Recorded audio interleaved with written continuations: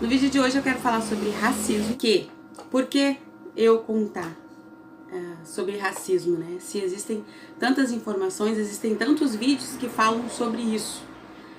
Porque eu penso que nós não podemos mais ouvir a nossa história somente da boca dos outros. A escravidão no Brasil, ela aconteceu durante 300 e poucos anos, de uma forma tão estrutural, por isso hoje se fala de racismo estrutural. E hoje ainda as pessoas não querem falar sobre isso, porque elas dizem que não existe racismo no Brasil.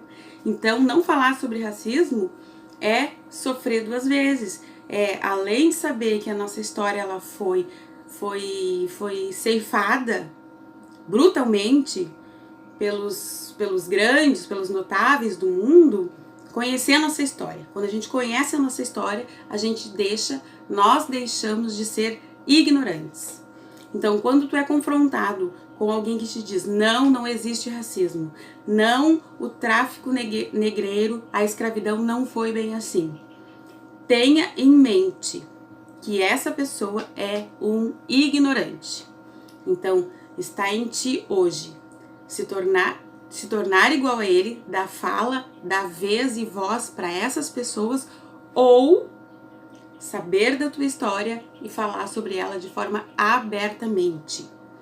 É fato, não é mimimi, que a história dos escravos africanos que foram trazidos aqui para o Brasil, ela foi contada de forma errada. A escola, ela não te conta a forma certa, isso é um fato. Quando, no início do século XIX, quando foram construídos, por exemplo, o Museu Imperial, a Casa de Pólvora, o Jardim Botânico no Rio de Janeiro, também foi construído um lugar chamado Valongo, o Cais Valongo, que era um cais estatal, ou seja, construído pelo governo para quê? Para receber milhares de escravos. Por quê? Porque se ganhava dinheiro com isso. Dom Pedro ganhava dinheiro, o governo, a corte, ganhava muito dinheiro com isso. No início do século XIX não existia nada mais rentável no Brasil do que escravizar negros. Porque eu acho tão interessante quando a gente lê nos livros da escola, foram trazidos negros para o Brasil, foram escravizados, foram pegos à força, com laço, com lança, com espada, com o que eles tinham na época, com violência, muita violência emocional, física, com torturas, assim que eles chegavam aqui. E era um comércio, o homem negro, a pessoa negra, ela era vista como uma mercadoria. Era vista como uma mercadoria, como hoje a gente compra, como nós costumamos dizer, uma mercadoria do Paraguai. Era tão estruturado que quando chegava um navio negreiro no Rio de Janeiro, tinha os atravessadores. Os caras chegavam antes dos fazendeiros, compravam alguns negros e revendiam pros fazendeiros. Revendiam, claro, ganhando em cima. Tinha um outro tipo de atravessador, que era aquele que tinha pouco dinheiro. Então ele comprava o quê? Ele comprava aquela mercadoria que não tinha tanto valor, que era o escravo que estava doente. E aí ele comprava aquele escravo e tentava recuperar ele. E aí ele conseguia vender e conseguia ganhar um bom dinheiro em cima disso. Outra coisa que não se conta, que não se lê nos livros convencionais, na escola convencional, o que era um escravo de ganho? O escravo de ganho era aquele que não ia para o interior. Ele era comprado, sim, ele tinha um senhor, ele tinha um dono. Mas esse dono não tinha tanta necessidade de tê-lo em casa, então o que ele fazia?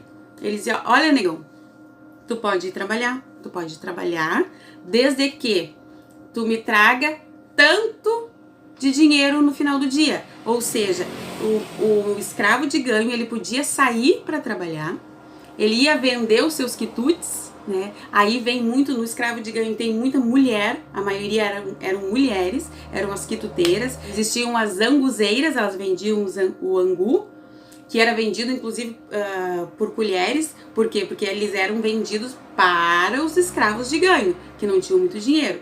E ele tinha que apresentar um valor X para o seu senhor. E também ele tinha que cumprir as suas tarefas domésticas. Cedo de manhã, eles tinham que buscar água, essa era a primeira obrigação deles, eles tinham que buscar água para si e para o seu senhor. Eles iam trabalhar, eles passavam um dia na rua e voltavam à noite, mas sem esquecer de pagar o valor para o seu dono. Esse era o escravo de ganho. Então aqui cai por terra essa história da vagabundagem, né? Porque se conta muito nessa história nebulosa e mal contada que é sobre os escravos, que o escravo é vagabundo, que ele não trabalhava. Aí nasce o empreendedorismo, principalmente feminino. Então, o Valongo, por exemplo, ele não aparece na história das grandes construções dessa época, porque não é, pensando bem, então, tinha essa consciência de que não era uma coisa legal, a escravidão, não era legal no sentido de não era bem visto, principalmente porque nessa época, a maioria dos países já tinha abolido a escravidão, mas Portugal e o Brasil não. Tanto é que o Brasil foi o último país a abolir a escravidão. Em 1888, quando a princesa Isabel assinou a Lei Áurea, quando o pai dela estava viajando para Portugal, essa história de que ela assinou porque isso estava no coração dela também foi inventado. Porque como era uma monarquia, o imperador não mandava nada. Quem articulou a Lei Áurea, quem articulou definitivamente a abolição da escravatura foi o Ministério da Agricultura. Ou seja, foi o povo. Tanto é verdade que antes da Lei Áurea, quantas leis abolicionistas existiram no Brasil? De cabeça a gente pode citar a Lei Feijó, a Lei Eusébio de Queiroz, a Lei do Sexagenário, a Lei do Ventre Livre, e nenhuma delas era cumprida de forma correta.